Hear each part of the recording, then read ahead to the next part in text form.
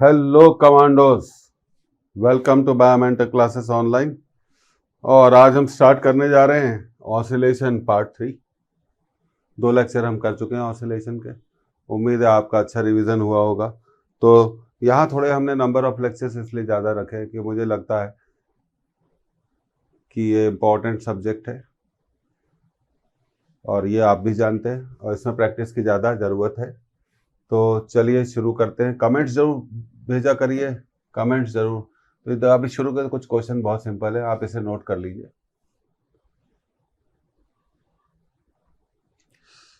A simple pendulum is arranged in an artificial satellite.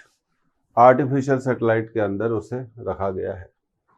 पहला answer, पहला statement, time period becomes infinity. दूसरा, frequency becomes infinity. तीसरा, both time period and frequency becomes infinity.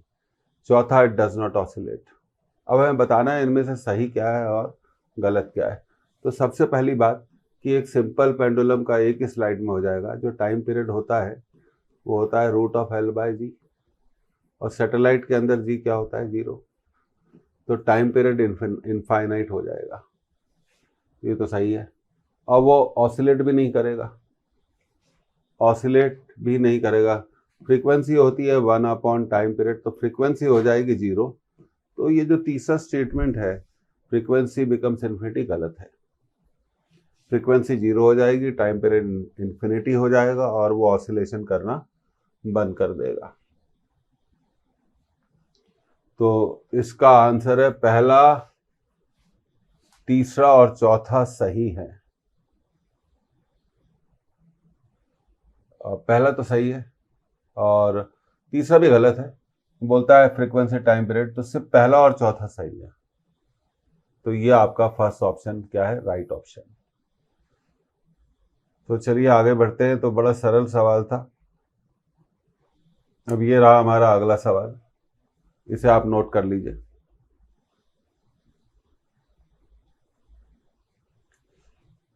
पढ़ते हैं। The frequency of a particle performing SHM is 12 Hz.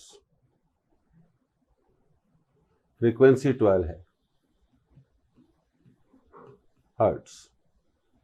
It's amplitude 4 centimetre. Amplitude ये भी सरल सवाल है, 4 centimetre. Its initial displacement is 2 centimetre. Y 2 centimetre है।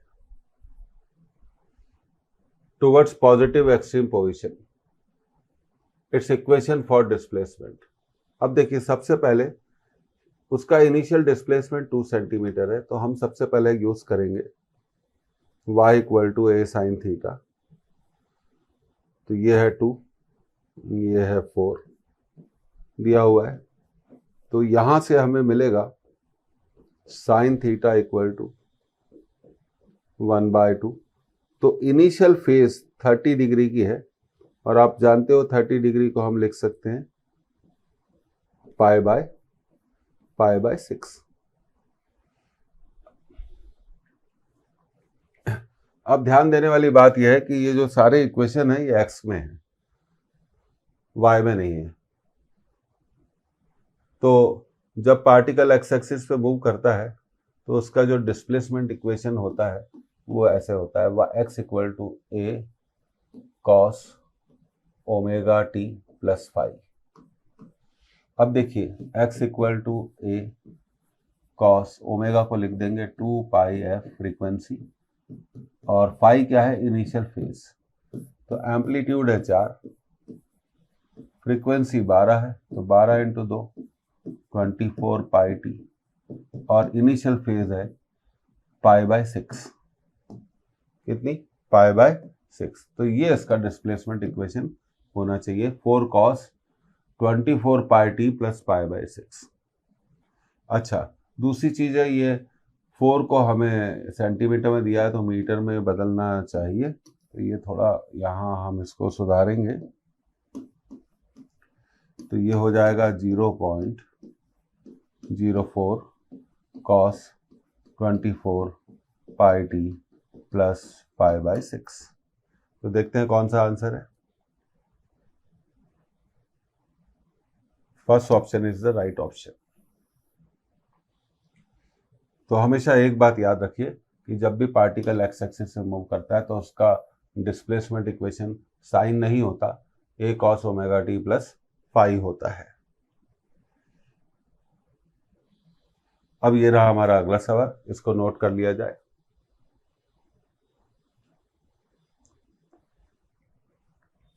The period of oscillation of a particle in SHM is 4 second. 4 second का time period है। Amplitude of vibration is 4 centimetre, amplitude 4 centimetre है। Distance of the particle 1/3 second after passing the mean position. तो mean position को cross करने के 1/3 second के बाद उसका डिस्टेंस कितना होगा? तो टाइम दिया हुआ है 1/3 सेकेंड्स। तो टाइम कितना दिया हुआ है? 1/3 सेकेंड्स दिया हुआ है। अब डिस्प्लेसमेंट मतलब डिस्टेंस हमें निकालना है। तो आप जानते हैं कि डिस्प्लेसमेंट इक्वेशन हम यूज करेंगे y equal to a sine omega t. अब a देखिए कितना है? 4 सेंटीमीटर। ये कितना है? 4 सेंटीमीटर लिख दिया। ओमेगा को लिख देंगे 2πt/t। अब टाइम पीरियड के बारे में चेक करते हैं कि टाइम पीरियड दिया हुआ है 4 सेकेंड और टाइम दिया हुआ है 1/3। इजी सवाल है। 2π/4 इंटू 1/3, तो ये कट जाएगा 2 बार। तो y इक्वल टू हो जाएगा 4 साइन π/6, मतलब 4 साइन 30। साइन 30 की वैल्यू होगी 1/2। तो आपका डिस्प्लेसमेंट कितना होगा? 2 सेंटीमीटर होगा। कितना होगा? 2 सेंटीमीटर। तो ये इसका correct answer. The displacement is 2 centimetre. तो बहुत सरल सवाल था, इजी था, डायरेक्टली हम इसको कर सकते थे। अब अगले सवाल की तरफ जा रहे हैं, तो आप इसे नोट कर लीजिए।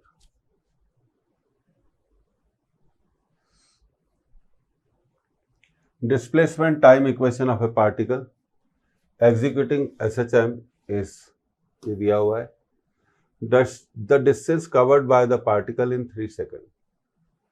तो 3 सेकेंड में पार्टिकल कितना डिस्टेंस ट्रैवल करेगा?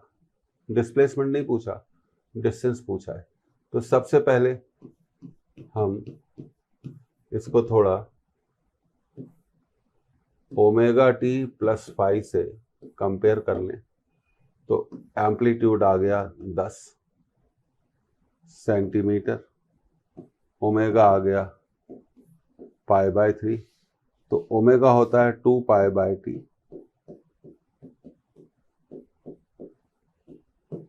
तो टाइम पीरियड की वैल्यू आ गई 6 सेकेंड और इनिशियल फेज π/6 मतलब 30 डिग्री। तो पहले 3 सेकंड में वो कितना डिस्टेंस ट्रैवल करेगा? पहले 3 सेकंड में वो पहला कितना डिस्टेंस ट्रैवल करेगा?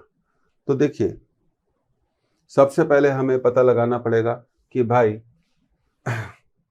एक टाइम पीरियड टाइम में SHM में एक टाइम पीरियड टाइम में पार्टिकल t सेकंड में, देखिए t सेकंड में पार्टिकल कितना डिस्टेंस ट्रैवल करता है t सेकंड में। अब देखिए वो भी हम नहीं लगा सकते क्योंकि मैं आपको बता रहा हूं। तो अब हमें सबसे पहले इक्वेशन को लिखना पड़ेगा। x equal to 10 sine πt/3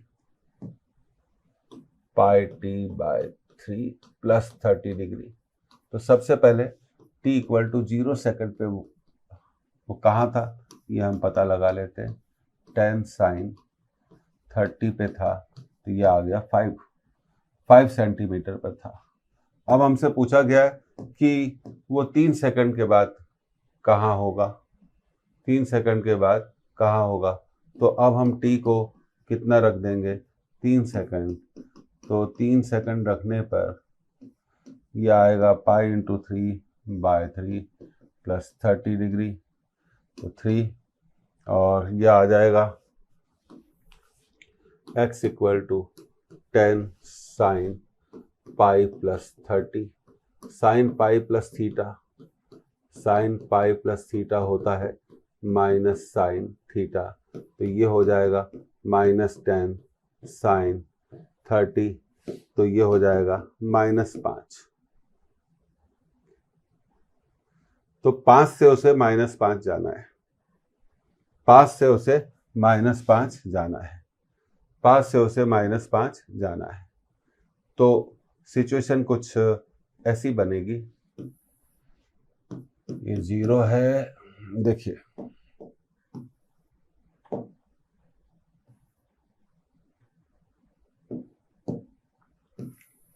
यहाँ x इक्वल टू 0 है और यहाँ x इक्वल टू 5 है और ये है x इक्वल टू -5। तो ये डिस्टेंस कितना है, 0 पर वो कितने टाइम कहाँ पर था, जब टाइम 0 था तब वो कहाँ था, 5 सेंटीमीटर पर, तो ये 0 सेकंड पर था।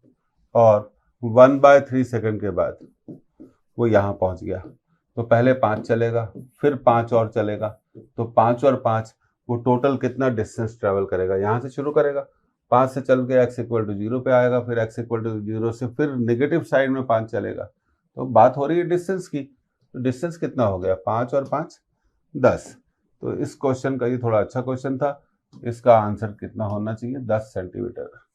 तो बड़े ट्रिकी क्वेश्चन होते हैं, थोड़ी बहुत मैथमेटिक्स होती है, तो हमें इसका ध्यान रखना चाहिए।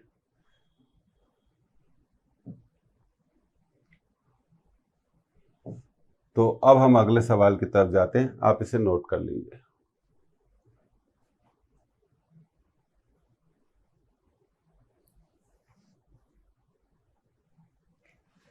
ये बहुत अच्छा सवाल है।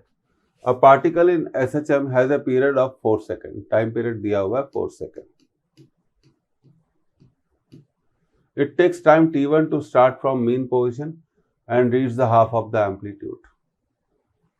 तो t1 टाइम में मीन पोजीशन से हाफ ऑफ द एम्पलीट्यूड पर वो जाता है। In another case it takes a time t2 to start from extreme position and reach the half of amplitude. Find the ratio t1 upon t2। बहुत अच्छा सवाल है, important है। पहला ऑप्शन है t1 अपॉन t2 1 होगा, दूसरा ऑप्शन है t1 अपॉन t2 1/2 होगा, तीसरा ऑप्शन है t1 अपॉन t2 2 होगा, चौथा ऑप्शन है t1 अपॉन t2 3 होगा। तो सबसे पहले आपको एक फिगर से मैं ये बताना चाहता हूं। तो देखिए, हाफ ऑफ द एम्पलीट्यूड हमेशा याद रखिए, हाफ ऑफ द एम्पलीट्यूड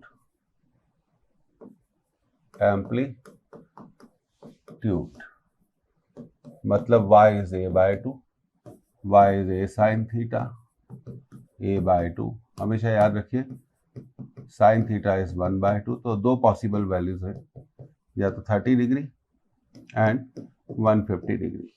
कितनी वैल्यूज हैं पॉसिबल, 30 डिग्री एंड 150 डिग्री। अब देखिए, तो पहले वो मीन पोजीशन, अच्छा देखिए, मीन पोजीशन का मतलब हो गया, मीन पोजीशन का मतलब हो गया 0 डिग्री। तो पहले वो 0 डिग्री से कहां तक जाता है, 30 डिग्री तक जाता है। इसमें वो लेता है टाइम t1। ये तो पहला केस दिया हुआ है।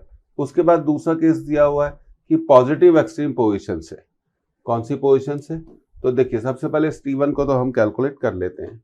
हम जानते हैं कि 1 डिग्री का जो टाइम होता है वो होता है t/360। तो 30 डिग्री का टाइम, 0 डिग्री से 30 डिग्री गया, मीन पोजीशन से हाफ ऑफ द एम्पलीट्यूड गया, तो 30 डिग्री का टाइम होगा 30 इंटू t/360, t/12, टाइम दिया हुआ है 4/12, तो आंसर आ गया 1/3। तो t1 का जो आंसर है वो कितना है, t1 का जो आंसर है वो कितना है, 1/3 सेकेंड है। अब दूसरे पार्ट में ये कहता है कि एक्सट्रीम पोजीशन से हाफ ऑफ द एम्पलीट्यूड पे जाता है। तो देखिए, एक्सट्रीम पोजीशन जो होती है वो होती है 90 डिग्री की। एक्सट्रीम पोजीशन होती है, उसमें फेज होती है, एक्सट्रीम पोजीशन में फेज होती है 90 डिग्री, और 90 डिग्री से वो हाफ ऑफ द एम्पलीट्यूड पे जाएगा, हाफ ऑफ द एम्पलीट्यूड पे जाएगा। तो भाई हाफ 90 से 30 नहीं आएगा, 90 से कितना जाएगा 150 डिग्री। तो उसे चलना है 90 डिग्री टू 150 डिग्री, मतलब कितना चलना है उसे 60 डिग्री चलना है। 1 डिग्री का टाइम है T/360, तो सीधी बात है कि 60 डिग्री का टाइम होगा 60 इंटू T/360, T/6, T दिया हुआ है 4, 4/6, 2/3, तो T2 आ गया 2/3 और T1 आ गया 1/3। T1 आ गया 1/3 और T2 आ गया 2/3। तो हमसे पूछा गया T1 upon T2 1/3 upon 2/3, 3 cancel, the answer is 1:2। बहुत अच्छा सवाल है, बहुत इंपॉर्टेंट है।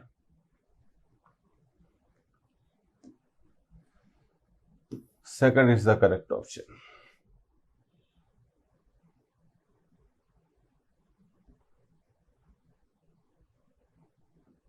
अब आप इस सवाल को नोट कर लीजिए।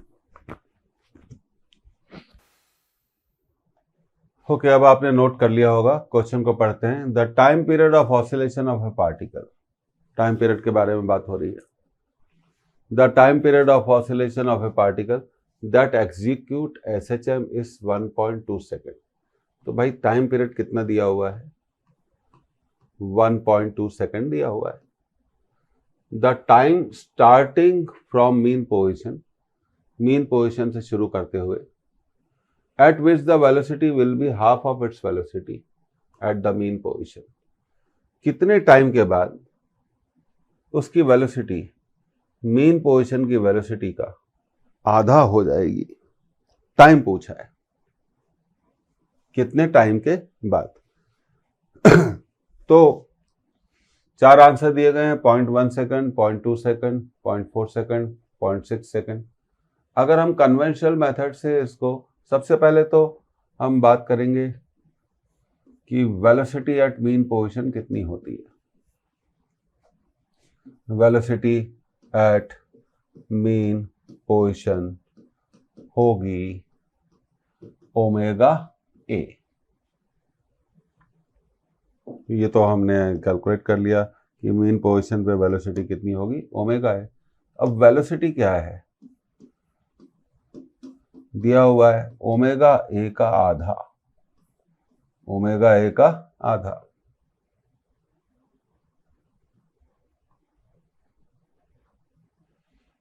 तो कन्वेंशनल मेथड से हम सॉल्व करेंगे। अब अगली स्लाइड में हम वेलोसिटी का फॉर्मूला लिख देते हैं। तो वेलोसिटी है ओमेगा ए का आधा। वेलोसिटी का फॉर्मूला है omega into root of a square minus y square, omega a by 2, omega से ओमेगा कैंसिल, तो हमें मिला root of a square minus y square is a by 2। Square करा हमने, तो देखिए स्क्वायर करने पर क्या होगा, ये रूट हट जाएगा, ये आ जाएगा ए स्क्वायर बाय 4। कितना आ जाएगा, ए स्क्वायर बाय 4। अब आगे सॉल्व करेंगे तो A square minus A square by 4 is y square, तो ये आ जाएगा हमारा 3a square by 4 equal to y square. तो y आ जाएगा हमारा रूट 3a बाय 2। कितना आ गया, रूट 3a बाय 2। अब हम डिस्प्लेसमेंट का इक्वेशन यूज करेंगे, a साइन ओमेगा t। तो y हो गया हमारा रूट 3a बाय 2। अब आप देखिए a से कैंसल हो जाएगा, तो साइन ओमेगा 2t की जो वैल्यू है वो आ जाएगी √3/2। अब जानते हैं आप √3/2 किसकी वैल्यू होती है? साइन 60 डिग्री की। साइन 60 डिग्री की थोड़ा रेडियन में बदलिए, साइन π/3। तो ओमेगा टी आ गया π/3। ओमेगा टी कितना आ गया? π/3।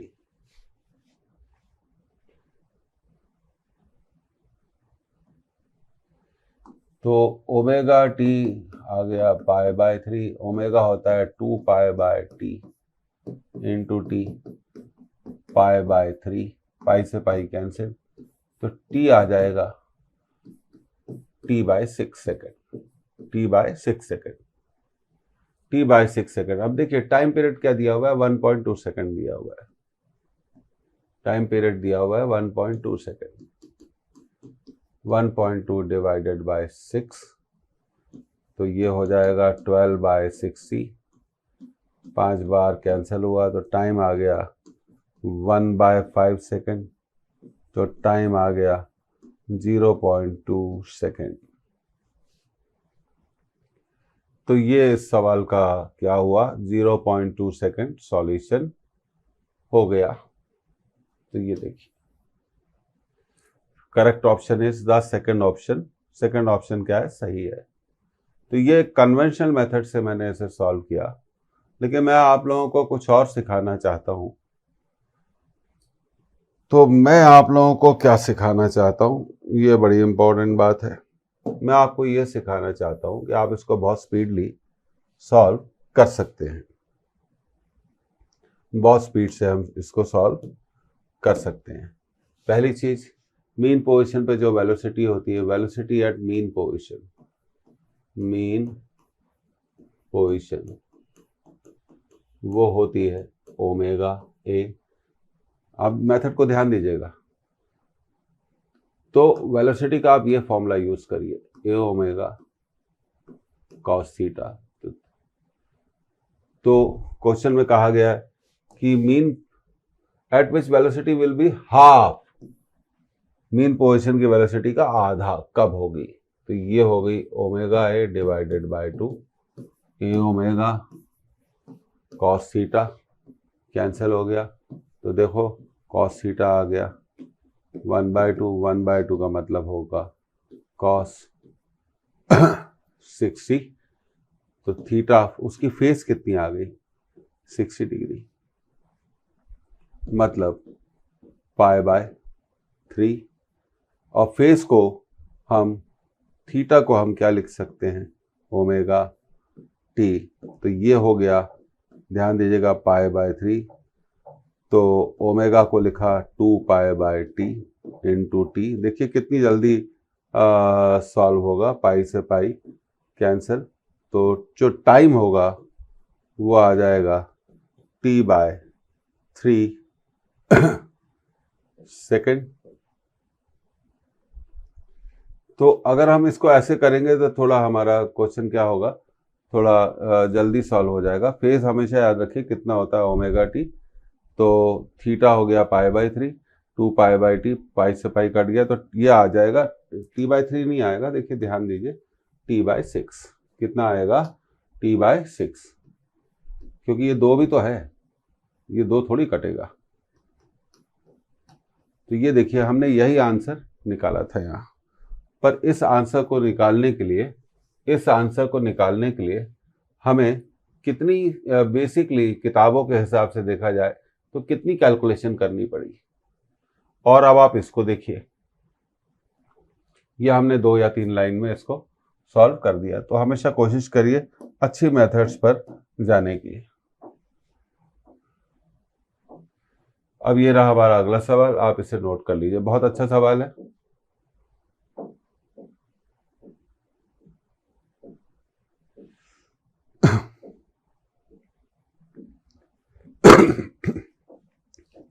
अब देखिए पढ़ते हैं।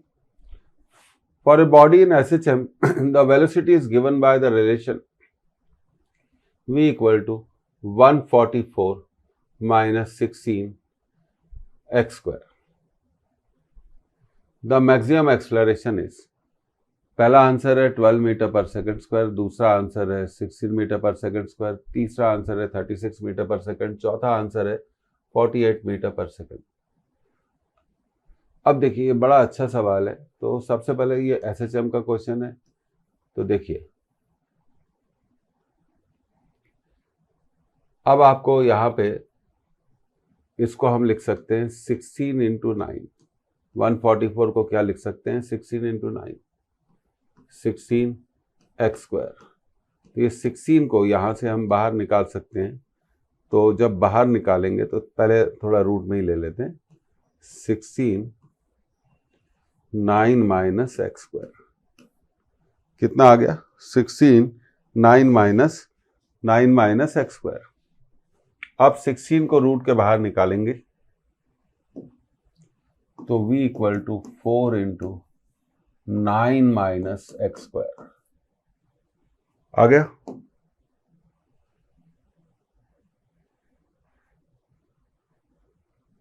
डिफरेंशिएट मत कर बैठिएगा।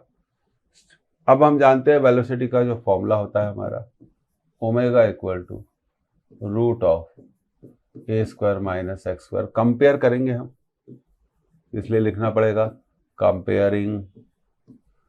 तो ओमेगा की वैल्यू कितनी आ गई 4 आ गई, एम्पलीट्यूड का स्क्वायर आ गया 9, तो एम्पलीट्यूड कितना आ गया 3।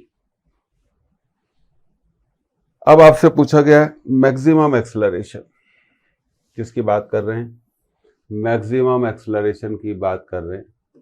तो भाई मैक्सिमम एक्सेलरेशन कितना होता है, मैक्सिमम एक्सेलरेशन कितना होता है ओमेगा स्क्वायर ए। तो ओमेगा कितना है 4, 16, ए कितना है 3, तो मैक्सिमम एक्सेलरेशन कितना होना चाहिए 48 होना चाहिए। कितना होना चाहिए 48। तो ये रहा हमारा आंसर। तो this is a very good question. तो मैं इसे एक स्टार क्वेश्चन कहूँगा, स्टैंडर्ड में आप उसे कन्वर्ट कर लें। तो इस तरह से हम इन सब क्वेश्चंस को सॉल्व कर सकते हैं।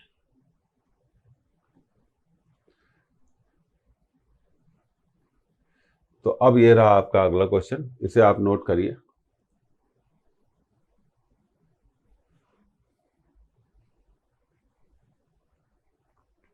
A simple harmonic oscillator has mass 0.100 kg.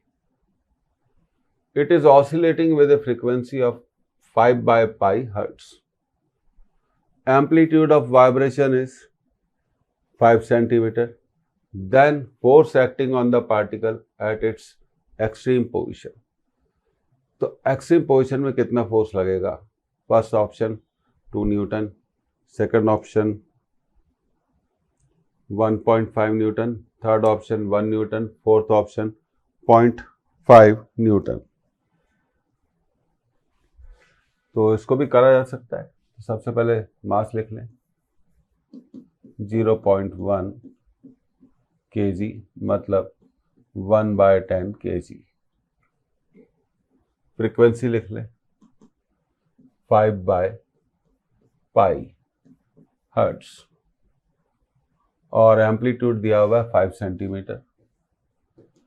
तो 5 सेंटीमीटर मतलब 5/100 हो गया, है ना, मीटर में बदल लिया। तो ये हो गया 1/20 मीटर। अब एक्सट्रीम पोजीशन की बात कर रहे हैं। एक्सट्रीम पोजीशन में हम जानते हैं कि डिस्प्लेसमेंट कितना होता है, एम्पलीट्यूड के बराबर होता है।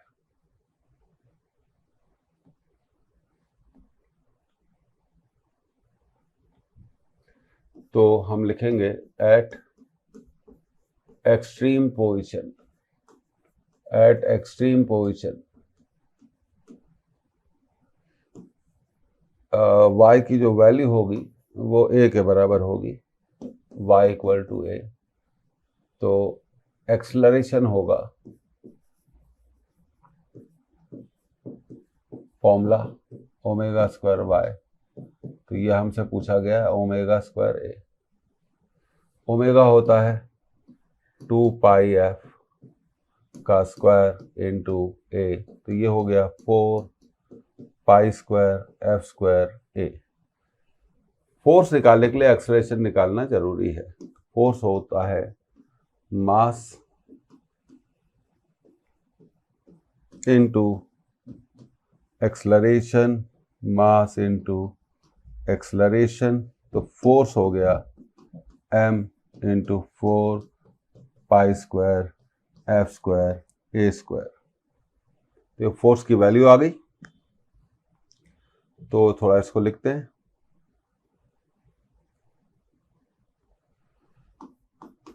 फोर एम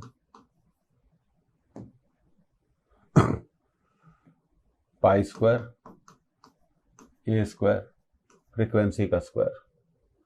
अब देखिए मास है हमारा 1/10 kg, मास कितना है 1/10 kg, तो 4 इंटू 1/10। पाई स्क्वायर की वैल्यू देखो, मैं आपको एक ट्रिक बता देता हूँ, लगभग 10 के बराबर होती है।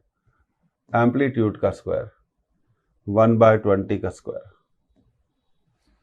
तो 1/20 का स्क्वायर, और अब फ्रीक्वेंसी का स्क्वायर है, तो फ्रीक्वेंसी भाई दी गई है 5/पाई। तो चलिए वो अब हम पाई स्क्वायर को काटने की जरूरत नहीं पड़ेगी।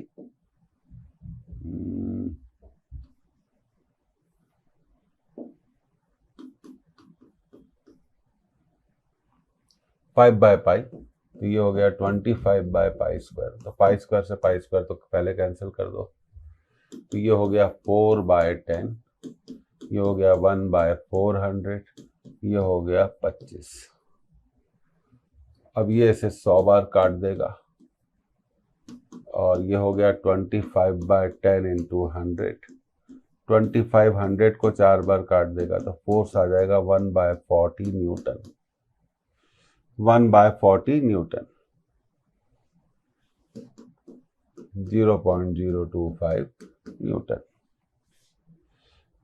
तो ये आपका आंसर होना चाहिए। तो देखिए कहीं हमारे आंसर में कहीं कुछ प्रॉब्लम हो गई। 0.1 kg, 5/पाई ठीक लिखा। अच्छा, एम्पलीट्यूड 5 सेंटीमीटर, 1/20। एक्सेलरेशन हमने ओमेगा स्क्वायर ए लिख लिया था, 4 pi square f square A. Mass m into 4 pi square f square A. तो देखिए फिर क्या चेक करते हैं, 4 मास पाई स्क्वायर ए स्क्वायर 1/20 का स्क्वायर, और ये हो जाएगा 25/पाई का स्क्वायर। लग तो सही रहा है। तो एक बार फिर इसको कैलकुलेशन करने की कोशिश करते हैं। देखिए शायद कहीं हमसे गलती हो गई हो फोर्स को कैलकुलेट करने के लिए। तो देखिए बात तो हो रही थी फोर्स की, तो फोर्स होता है मास इंटू एक्सेलरेशन।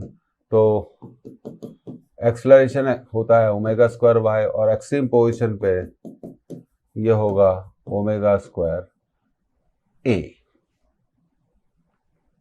क्योंकि एक्सट्रीम पोजीशन पे y की वैल्यू कितनी होती है a। तो देखिए कहीं गलती हुई थी हमसे।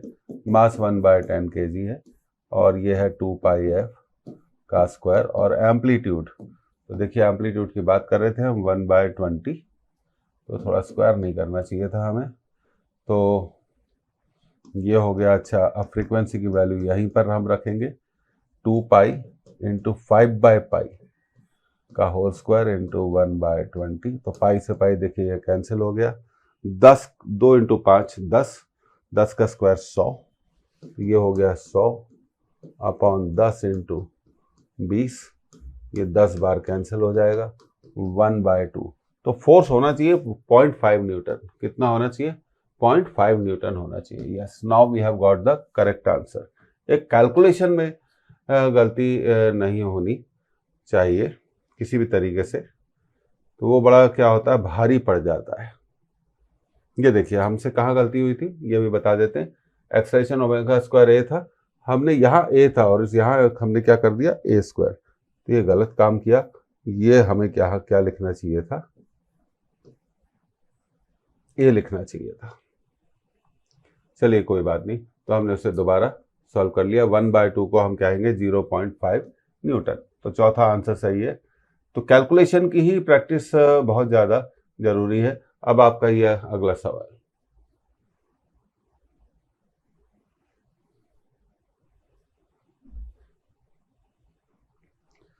तो ये आपने नोट कर लिया। देखिए ये भी बड़ा अच्छा सवाल है, इसमें का सवाल हमने किए भी हुए। The velocity of A particle in SHM at the instant when it is 0.6 centimeter away from the mean position is 4 centimeter per second. If the amplitude of vibration is 1 centimeter, then its velocity at the instant when it is 0.8 centimeter away from the mean position is. तो उस समय उसकी velocity क्या होगी? तो देखिए velocity दिया गया है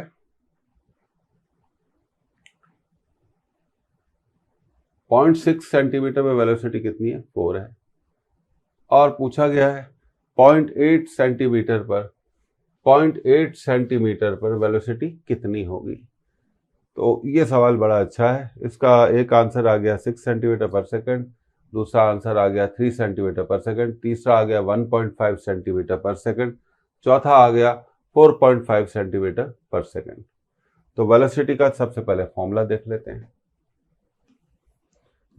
अगर आपको वेलोसिटी निकालनी है तो आपको ओमेगा मालूम होना चाहिए, ए मालूम होना चाहिए, और क्या मालूम होना चाहिए? वाई भी मालूम होना चाहिए। तो सबसे पहले हम इसी सवाल को करते हैं कि वेलोसिटी 4 थी, ओमेगा तो मालूम ही नहीं है हमें, और एम्पलीट्यूड कितना था? 1 था, 1 का स्क्वायर, और वाई कितना था? वाई कितना था? 0.6। y कितना था? 0.6 का स्क्वायर। तो यहां से हमें ओमेगा की वैल्यू मिल जाएगी। लेकिन उसके लिए हमें अब इसको क्या करना पड़ेगा? थोड़ा सॉल्व करना पड़ेगा। तो देखिए कैसे करते हैं। ये हो गया 1, 0.6 का मतलब हो गया, देखिए 0.6 का मतलब हो गया 6/10, मतलब 3/5। कितना हो गया? 3/5। तो ये हो गया 3/5 का स्क्वायर, 3/5 का स्क्वायर। अब इसको अगले स्टेप में ले जाके ओमेगा कैलकुलेट करने की जरूरत नहीं। तो ये हमारा पहला इक्वेशन हो गया। 4 equal to omega into 1 minus कितना था? 3/5 का स्क्वायर, तो 9/25। तो 4 इक्वल टू, चलो सॉल्व कर लेते हैं, 25 minus 9 upon 25। 4 equal to omega, 25 minus 9 16 होगा, 16 का रूट होगा 4, 25 का रूट 5, 4 से 4 कैंसिल। तो ओमेगा की वैल्यू कितनी आ गई आपकी? 5 आ गई। 1 मिनट का ही टाइम है, बस ये ध्यान आप रखना सवालों को सॉल्व करते वक्त। अब पूछा गया है उस वक्त वेलोसिटी कितनी होगी जब ये 0.8 सेंटीमीटर डिस्टेंस पर होगा। 0.8 सेंटीमीटर के डिस्टेंस पर होगा। तो repeat use of velocity formula करना पड़ेगा। तो वेलोसिटी का फॉर्मूला होता है omega into root of a square minus y square. Omega अब हम जानते हैं कितना है? 5 है। एम्पलीट्यूड दिया ही हुआ था 1 का स्क्वायर, और ये डिस्टेंस दिया हुआ था 0.8 का स्क्वायर। तो देखिए 0.8 का स्क्वायर मत करो, तो 0.8 को आप लिख सकते हो 8/10, 2 से कैंसिल कर दो, 4/5। तो एक्चुअली ये है क्या? 4/5 का स्क्वायर। 4/5 का स्क्वायर क्या होगा? 16/25। तो ये आ जाएगा आपका 5, 25 माइनस 16 अपॉन 25। तो अब तो देखिए इसको सॉल्व कर सकते हैं। 5 तो ऑलरेडी बाहर था, 25 में से 16 गए, तो कितने बचे? 9। 9/25, और 9 का रूट 3, 25 का रूट 5, कैंसिल। तो आंसर कितना है इसका? इसका आंसर कितना है? 3 होना चाहिए। इसका आंसर कितना होना चाहिए? 3 होना चाहिए। The answer should be equal to 3। तो ये देखिए this is a very good question. मुझे लगता है कि ये बहुत अच्छा सवाल है, बहुत ही बढ़िया सवाल है। तो ये समझ में आ गया। लेकिन 1 मिनट का टाइम है, बस इतना ही आप ध्यान रखना। इसलिए हम रिवीजन और प्रैक्टिस करते हैं। आगे बढ़ते हैं। ये रहा हमारा अगला सवाल, इसको आप नोट कर लीजिए। तो आपने इसे नोट कर लिया। Particle performing SHM having amplitude A possesses velocity 3 to the power 1/2 upon 2 times the velocity at the mean position। तो उसकी वेलोसिटी, मीन पोजीशन की वेलोसिटी देखिए, 3 to the power 1/2 से कंफ्यूज नहीं होना है, क्योंकि 3 to the power 1/2 होता है √3। तो उसकी वेलोसिटी है √3/2 velocity at mean position.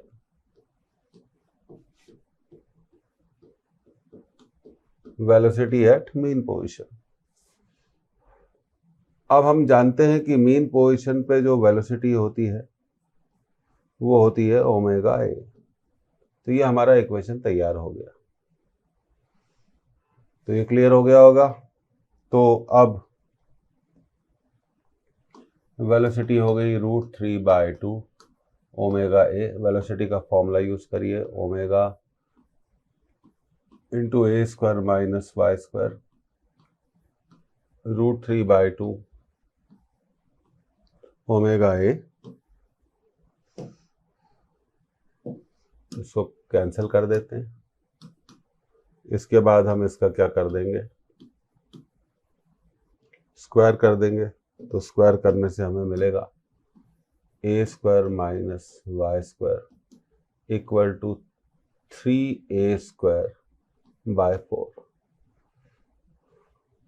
3a square by 4, easy सवाल है। 3a square by 4। इसके बाद इसको इधर ट्रांसफर कर देंगे। तो a square minus 3a square by 4 equal to y square. तो ये हो जाएगा a square by 4 equal to y square. तो y आ जाएगा a/2। तो उसका डिस्प्लेसमेंट कितना होना चाहिए, a/2 होना चाहिए। तो देखते हैं कि भाई a/2 किस चॉइस में दिया गया है। a/2 किस चॉइस में दिया गया है, ये फर्स्ट चॉइस। तो this is a very simple question. तो इसमें कुछ खास करने का नहीं था, बस ये याद रखना चाहिए कि मीन पोजीशन की वेलोसिटी कितनी होती है, ओमेगा ए होती है। अब आप चाहें तो मैं आपको एक चार्ट बना सकता हूं। तो देखिए ये चार्ट बड़ा काम का है, ये थोड़ा क्विकली क्वेश्चन को क्या करता है, सॉल्व करता है। ये थीटा हो गया और यहाँ पर हमने लिया थीटा और यहाँ लिया v equal to omega a cos theta. Mean position पे 0, वेलोसिटी ओमेगा है। 30 डिग्री पर कॉस 30 √3/2 ओमेगा है। 45 डिग्री पर वेलोसिटी होगी ओमेगा बाय √2। 60 डिग्री पर वेलोसिटी होगी कॉस 60 ओमेगा ए बाय 2 और ये 2 है। और 90 डिग्री पर वेलोसिटी होगी 0 और ये कहलाती है, 0 का मतलब होता है मीन पोजीशन। कौन सी पोजीशन, मीन पोजीशन। और ये कहलाती है 90 का मतलब होता है एक्सट्रीम पोजीशन। Extreme position. तो बस ये चार्ट आपको मालूम हो तो बहुत जल्दी इन सवालों को हम कर सकते हैं। तो आगे बढ़ते हैं। ये रहा हमारा अगला सवाल, ये नोट कर लीजिए।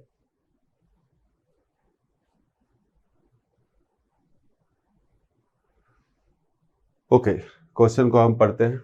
A body execute SHM. एक बॉडी एसएचएम को एग्जीक्यूट करती है, मतलब एसएचएम के सारे इक्वेशन उस पर लग जाएंगे। इट्स वेलोसिटी इज 10 सेंटीमीटर पर सेकेंड एंड 7 सेंटीमीटर पर second when it's displacement from the mean position are 3 centimeter and 4 centimeter। तो जब डिस्प्लेसमेंट 3 सेंटीमीटर है, पूछा क्या गया है लेंथ ऑफ पाथ, तब वेलोसिटी है उसकी 10 सेंटीमीटर पर सेकेंड। और जब डिस्प्लेसमेंट 4 सेंटीमीटर है तब वेलोसिटी है उसकी 7 सेंटीमीटर पर सेकंड। और आपको ये मैं बताना चाहता हूँ कि जो लेंथ ऑफ पाथ होती है उसका मतलब होता है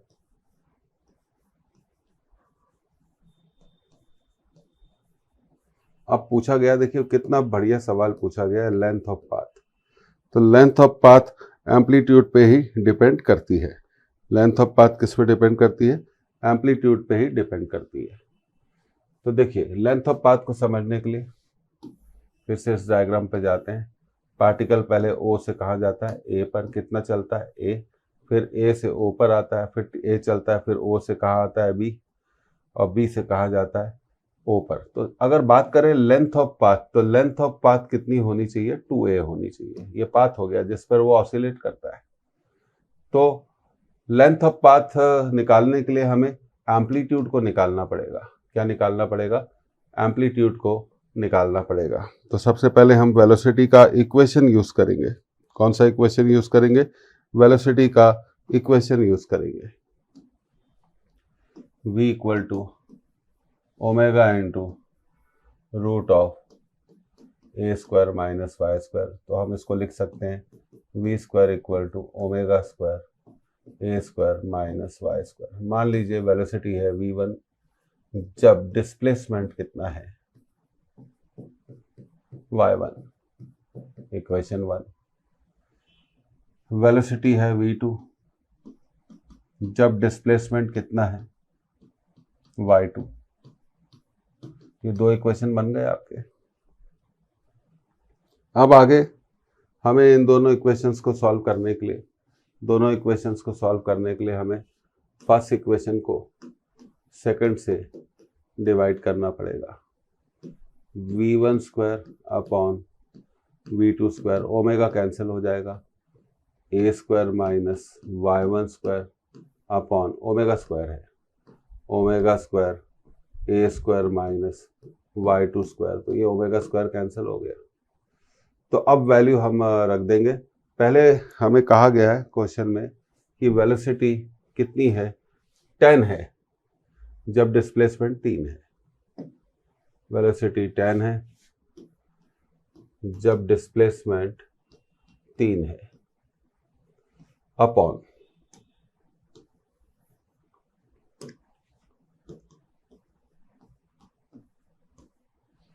बाद में वेलोसिटी कितनी हो जाती है?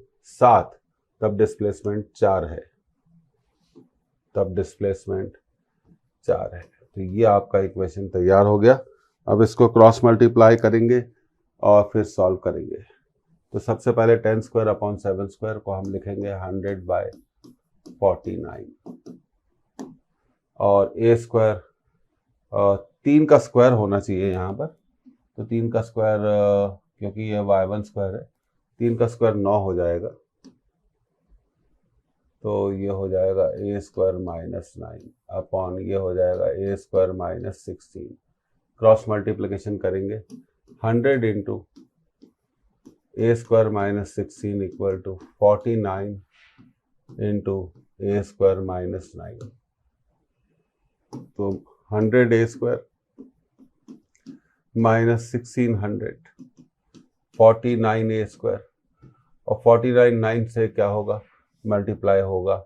तो 9 9 81, 8 441 आ जाएगा। कितना आ जाएगा? 441 आ जाएगा। तो ये आ जाएगा 100 ए स्क्वायर, बढ़िया सवाल है, माइनस 49 ए स्क्वायर। 1600 में इधर जाएगा तो ये प्लस हो जाएगा। अब देखिए 1600 में से आपको माइनस करना है कितना? 441। 1600 से आपको माइनस करना है 441। तो इसको जरा देख लेते हैं। 441 9 4 1 1 1149। तो ये आ जाएगा 51 ए square equal to 1149।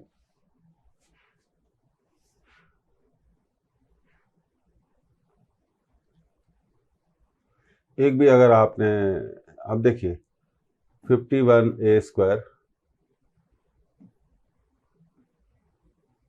Upon equal to 1149, तो 51a² इक्वल टू 1149, तो a² इक्वल टू 1149 अपॉन 51।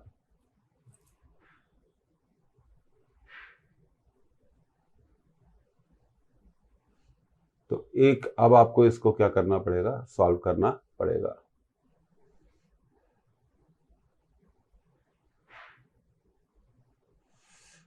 तो थोड़ा हम डिवाइड कर लेते हैं, तो थोड़ा हम अप्रोक्सीमेशन कर लेते हैं। 1150 लिख लेते हैं, इसको लिख लेते हैं 50, तो 115 अपॉन 5 अंदाजे से 23 के आसपास आएगा अप्रोक्सीमेटली। तो इसका जो स्क्वायर रूट होगा 4 के आसपास होगा, 4 और 5 के बीच में होगा, 4 और 5 के बीच में होगा।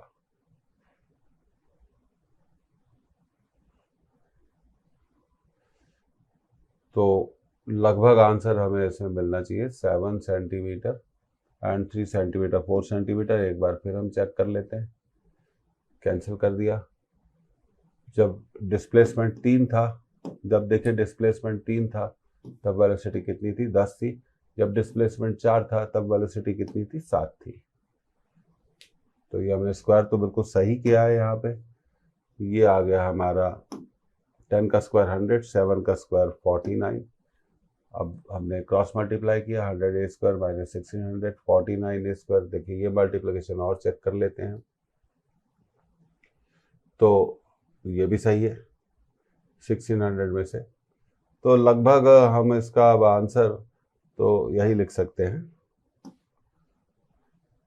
तो a इक्वल टू √23 अप्रॉक्सीमेटली आप इसका आंसर कुछ निकाल सकते हैं। तो ये अच्छा सवाल था, तो इसमें कहीं कुछ मिस्टेक होगी तो आप मेथड तो समझ ही गए, डिवाइड करना है। अब देखिए यह रहा हमारा अगला सवाल, ये भी अच्छा सवाल है। तो ओरिजिन से स्टार्ट करते हैं। एक पार्टिकल का टाइम पीरियड 3 सेकंड है, दूसरे का टाइम पीरियड 6 सेकंड है, एम्पलीट्यूड सेम है। तो पी और क्यू की वेलोसिटी का रेशियो क्या होगा जब वो मिलते हैं। तो देखिए पहले का टाइम पीरियड है 3 सेकंड, दूसरे का टाइम पीरियड है 6 सेकंड। तो आफ्टर 3 सेकंड हम कह सकते हैं, आफ्टर 3 सेकंड जो पहला पार्टिकल है, first particle will complete one oscillation, वो एक ऑसिलेशन पूरा कर लेगा, और जब एक ऑसिलेशन पूरा हो जाएगा तो वापस मीन पोजीशन पर आएगा। पर 3 सेकंड के बाद, अब देखिए after 3 second, after 3 second second particle will complete half oscillation,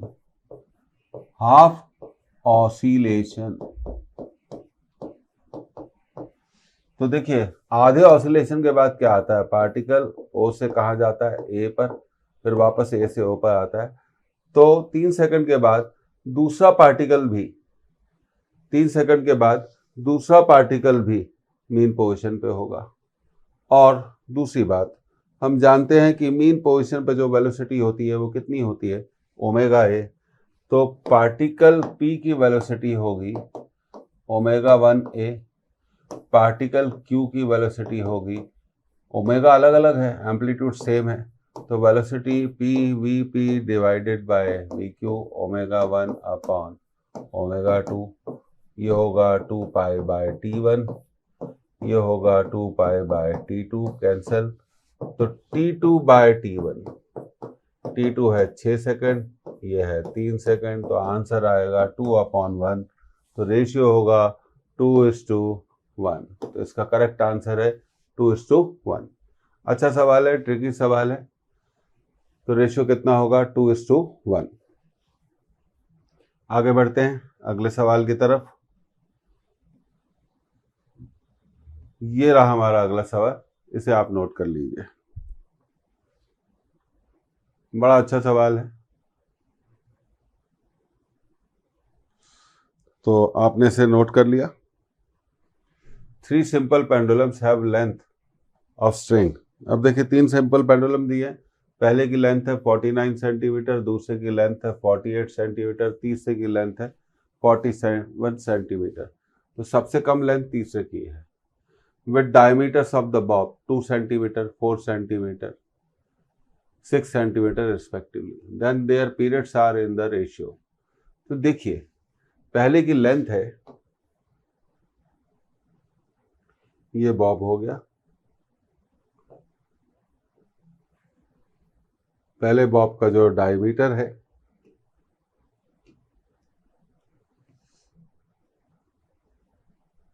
तो ये कुछ इस तरह से होगा। यस, ये देखिए पहले की डोरी की लेंथ है 49 और डायमीटर कितना है 2 सेंटीमीटर। तो ये लेंथ कितनी हो जाएगी 1 cm हो जाएगी। तो पहले की लेंथ आ गई 50। कैसे निकाली? 49 प्लस डायमीटर डिवाइडेड बाय 2, क्योंकि इफेक्टिव लेंथ क्या होती है L प्लस R होती है। L डोरी की लंबाई होगी, स्ट्रिंग की लेंथ हो गई, और R क्या हो गया, रेडियस हो गई। तो ये पहले की लेंथ आ गई। अब दूसरे की लेंथ कितनी आएगी? स्ट्रिंग की लेंथ है 48 और डायमीटर है 4, तो डायमीटर का आधा 2, कितनी आ गई 50। तीसरे की लेंथ 47 और डायमीटर कितना है 6, 6 का आधा 3। तो हम देखते हैं कि तीनों की लेंथ क्या है, सेम है। क्योंकि तीनों की लेंथ सेम है इसलिए तीनों के टाइम पीरियड्स क्या होंगे, सेम होंगे। बहुत ही बढ़िया क्वेश्चन। तो इसका जो करेक्ट ऑप्शन होगा 1:1:1। तो बहुत बढ़िया सवाल है, बहुत बढ़िया सवाल है। तो आपको समझ में आया होगा। अब देखिए अगले सवाल की तरफ जाते हैं। तो ये रहा हमारा अगला सवाल, इसको आप नोट कर लीजिए। अब देखिए दिया हुआ है एक स्प्रिंग जिसका फोर्स कांस्टेंट के है, उसे 2 पार्ट में हम काट देते हैं जिससे कि उसकी लेंथ का रेशियो कितना है 1:2। The 2 parts are now connected in parallel and block of mass m is suspended at the end of the combined spring. The period of oscillation of block is। तो सबसे पहली बात, एक स्प्रिंग को हमने 2 पार्ट में काट दिया। तो सबसे पहले हम मान लेते हैं कि जिस स्प्रिंग को हम काट रहे हैं उसकी टोटल लेंथ कितनी है 3L है और इसका फोर्स कांस्टेंट कितना है K। अब हमने इसे 2 पार्ट में ब्रेक कर दिया।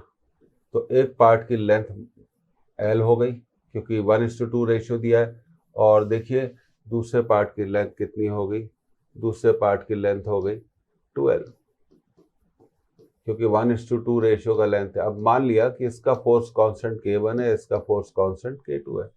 तो सबसे पहले K को हमें निकालना है। तो हम जानते हैं किसी भी स्प्रिंग के लिए LK क्या होता है, कांस्टेंट होता है। तो पहले लेंथ थी 3L, फोर्स कांस्टेंट था K।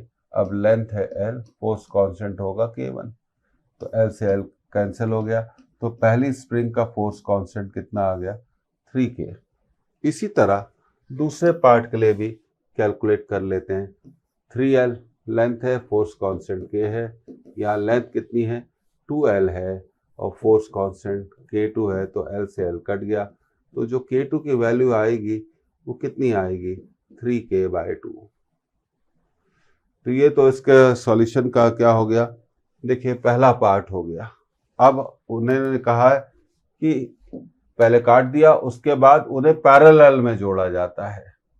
किस में जोड़ा जाता है, पैरेलल में जोड़ा जाता है। तो सिचुएशन कुछ ऐसी हो गई, इसका फोर्स कांस्टेंट K1, इसका फोर्स कांस्टेंट K2 और एक ब्लॉक ऑफ मास m को उससे लटका दिया जाता है। तो हम जानते हैं ये स्प्रिंग पैरेलल में है तो ऐसे केस में जो टाइम पीरियड होगा m/k1 प्लस k2 होगा, तो उसको सॉल्व किया जाएगा।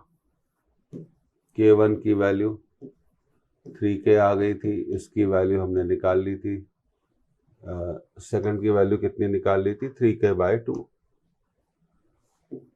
अब हम अगर इसे सॉल्व करेंगे तो 2 एलसीएम ले लीजिए, 2 × 3 6k प्लस 3k, तो ये हो जाएगा 2π।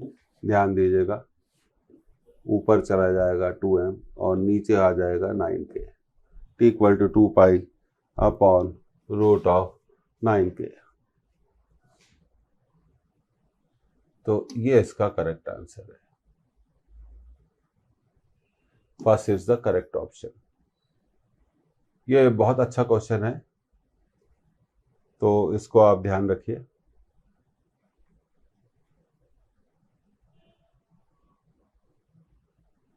तो इस तरह से आप इन सब चीज़ों को कर सकते हैं। उम्मीद है आपको ये समझ में आ गया होगा। बहुत ही बढ़िया क्वेश्चन था। और स्प्रिंग की कटिंग, जैसा कि मैंने आपको पिछले लेक्चर्स में भी बताया कि स्प्रिंग का फोर्स कांस्टेंट सिर्फ 2 फैक्टर्स पर डिपेंड करता है। एक उसकी लेंथ पर डिपेंड करता है और एक फोर्स कांस्टेंट पर डिपेंड करता है। ये दोनों ही फैक्टर क्या होते हैं, बहुत इंपॉर्टेंट होते हैं। अगर हमेशा किसी भी स्प्रिंग के लिए आपको याद रखना है कि एल के क्या होता है, कांस्टेंट होता है। तो इस लेक्चर में इतना ही। धन्यवाद, आपने इसे अटेंड किया। अपनी पढ़ाई को क्या रखिए, मजबूत रखिए, कंटिन्यूसली रिवाइज करिए। और क्या होता है, हम पढ़ने के बाद भूल जाते हैं, तो रिवीजन की सख्त ज़रूरत होती है। Again thank you. फिर मिलेंगे ऑसिलेशन के लेक्चर 4 में। उम्मीद है आपको ये रिकैप सीरीज पसंद आ रही होगी। हमें कमेंट्स ज़रूर लिखिए। Again thank you.